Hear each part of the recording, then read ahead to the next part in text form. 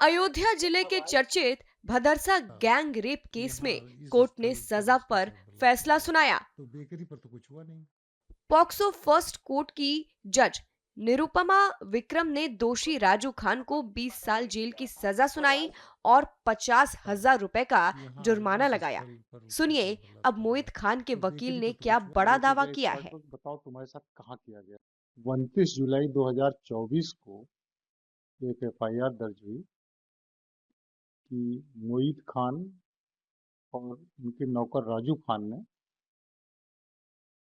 एक नाबालिग दलित लड़की के साथ रेप किया और वो करीब 2.5 महीने की प्रेग्नेंट हो गई है। ये एफआईआर उसकी माँ ने दर्ज कराया लड़की की, और कहा कि सब मोहित खान की एक बेकरी है, उनके नौकर राजू खान बुला के उसको ले गया और वहाँ दोनों लोगों ने बलात्कार किया बेकरी में, और उसका वीडियो बनाया दोनों लोग। इस एफआईआर के बाद गिरफ्तारी हो गई दोनों की। गिरफ्तारी के बाद इन्वेस्टिगेशन जब शुरू हुआ तो आईओ ने जो सबसे पहला काम किया कि वो पीड़िता को, वाचनी उसकी माँ को लेके गए स्पॉट पर, बताओ तुम्हारे साथ कहाँ किया गया बलात्कार।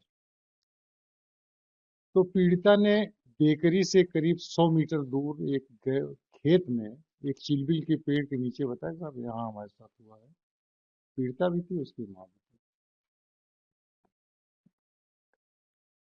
तो फिर पुलिस वालों ने मुलजिमान को गिरफ्तार कर लिया, तो उनका फोन रिकवर किया और फोन को भेज दिया जांच में विज्ञान प्रयोगशाला। वहां से जब जांच रिपोर्ट आई तो उसमें आया कि नहीं साहब, इन दोनों फोन से, मोबाइल से कोई वीडियो रिकॉर्डिंग नहीं किया गया, डिलीट नहीं, रिकॉर्ड ही नहीं किया। और जो बेकरी के अंदर उसने बताया, वो पीड़िता ने खुद बताया कि वो 100 मीटर दूर करीब। बहरहाल प्रशासन बहुत तेज लगा इस पर, पूरी ताकत प्रशासन ने लगा दी। फिर गिरफ्तारी हुई, पुलिस ने इतनी तेज कार्रवाई की कि इनकी बेकरी पर बुलडोजर चला दिया।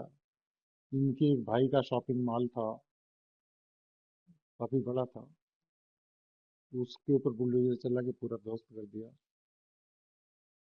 जब लड़की का 164 का बयान हुआ तो मजिस्ट्रेट के सामने उसने बयान में कहा, कलमबंद बयान में, कि मेरे साथ मोहित ने बलात्कार किया। जब 164 का मुआयना पुलिस वालों ने किया तो उसमें वर्ड मोहित आया, मोहित ने बलात्कार किया। तो उसका दूसरा 164 कराया अदालत में। तो दो कलमबंद बयान नहीं हो सकते, क्योंकि कलमबंद बयान मजिस्ट्रेट खुद अपने हाथ से लिखता है।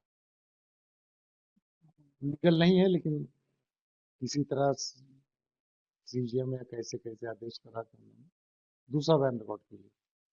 उसमें जो उसको सिखाया गया था पूरा बताया उसने, मोहित का नाम लिया। फिर ट्रायल शुरू हुआ, गवाही शुरू हुई, तो उन्होंने गवाही में बताया कि साहब मोहित नाम का कोई व्यक्ति है ही नहीं कस्बे में। लेकिन हम लोगों ने मोहित की वोटर की नकल और उसका रेजिडेंस का प्रूफ, परिवार रजिस्टर, ये सब निकाला। और उसके बाद जीरा में पूछा तो पता चला कि मोहित जो है, इसकी बड़ी बहन का देवर है जो वहीं रहता है उसी कस्बे में, और वो व्यक्ति है। तो ये भी एक सर्कमस्टांस आया कि साहब वो मोहित को बचाने के चक्कर में और कुछ पॉलिटिकली, क्योंकि रूलिंग पार्टी फैजाबाद का पार्लियामेंट चुनाव हार चुकी थी, और उसका बाई इलेक्शन वहाँ मिल्कीपुर में होने वाला था। तो बाई इलेक्शन को जीतना था, कोई ना कोई मामला तैयार खड़ा करना था। बहरहाल उन्होंने उसको, मोहित को मुलजिम बनाया। इसी बीच में डीएनए रिपोर्ट आई तो उसमें मोहित का डीएनए निगेटिव पाया गया, राजू का पॉजिटिव। फिर 13 गवाह उन लोगों ने पेश किया। 1 साल 5 महीने बाद कल इस केस में आर्गूमेंट के बाद जजमेंट आया, तो उसमें मोहित खान को कोर्ट ने निर्दोष पाया और उनको बरी कर दिया। राजू को दोषी पाया और सजा के बिंदु पर आज की तारीख लगाया, 29 जनवरी की। आज क्या सजा दी जाए, इस पर बहस हो। आज बहस हुई। बहरहाल बहस के बाद अदालत ने राजू को 20 साल की सजा और 50,000 रुपये जुर्माना किया। और मोहित तो कल ही बरी हो चुका था, उसकी रिहाई कल ही जेल चली गई। इस प्रकरण में हमारा संबंध तो मुकदमे से है, बाकी वो प्रशासनिक कार्य था कि बुलडोजर चलाना, दुकान गिराना और शॉपिंग मॉल गिराना, ये सब करना, उसका इस मुकदमे से कोई संबंध नहीं था। वो पुलिस की अलग कार्रवाई थी। तो जब से फर्स्ट डे मेरे पास केस आया तो मुझे एफआईआर पढ़ने के बाद ही लगा कि एक 70 साल का बूढ़ा आदमी और इतना संभ्रांत हो, वहाँ का समाजवादी का नगर अध्यक्ष रह चुका हो, जिला कमेटी में रह चुका हो, और ऐसा कोई उसका कंडक्ट नहीं है,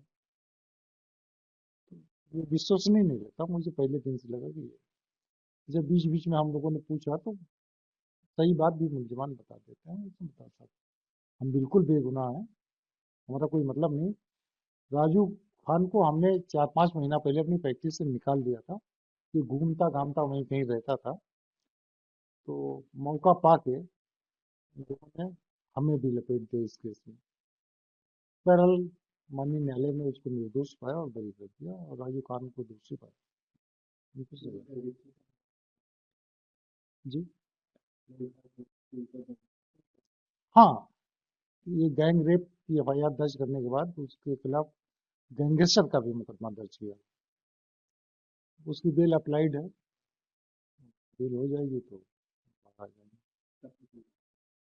वो माननीय उच्च न्यायालय के सामने पेंडिंग है, तो अब मामला न्यायालय संबंधित है तो हम समय नहीं बता पाएंगे। लेकिन ये है कि इस केस का जजमेंट लगाने के बाद जल्दी हियरिंग हो जाएगी। सईद खान। मोइन खान के मामले में आज उसका फैसला आया है, क्या है पूरा मामला? उसका सही नाम मोहित खान है, मोइन नहीं है। इसमें फैसला कल की ही डेट में आ चुका था। फैसले में कल मोहित को निर्दोष पाया गया, लेकिन जो उनका पुराना नौकर था, जिसको उन्होंने काम से हटा भी दिया था 3-4 महीना पहले, उसको दोषी करार दिया गया। और आज की तारीख लगाई गई कि उसके दंड के प्रश्न पर बहस की जाए कि उसे कितना दंड दिया जाए। तो आज दोनों पक्षों में सरकारी वकील और हमारे बीच में बहस हुई, और दोनों पक्षों को सुनने के बाद माननीय न्यायालय ने राजू को 20 साल सश्रम कारावास और 50,000 रुपए से दंडित किया। डीएनए टेस्ट भी हुआ था इन लोगों का। विवेचना के दौरान पुलिस ने दोनों का ब्लड सैंपल लिया था न्यायालय की अनुमति से, और भेजा था उसको जांच के लिए। तो पीड़िता के भ्रूण का जो डीएनए था वो प्रिजर्व कर रखा था, पुलिस वालों ने हॉस्पिटल में कर रखा था। उससे जब जांच की गई तो रोहित का डीएनए मैच नहीं हुआ, राजू खान का डीएनए मैच होने की रिपोर्ट आई थी। तो मोइन खान कब तक रिहा है? उनके ऊपर गैंगस्टर का भी पर गैंग रेप की एफआईआर होने के बाद एक अलग से उन लोगों ने गैंगस्टर की भी एफआईआर कर दी थी, जिसमें अभी बेल अप्लाइड है, अभी सुनवाई नहीं हो गई।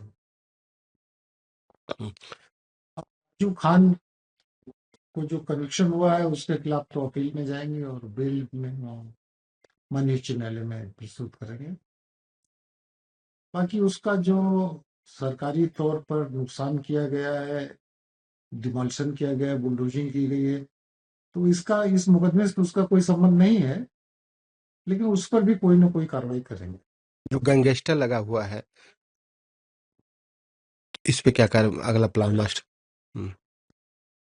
गवाही होगी, पूरा ट्रायल इसका होगा, तो कहाँ तक जाएंगे आप लोग? तो पूरा ट्रायल लड़ेंगे, मुकदमा करेंगे।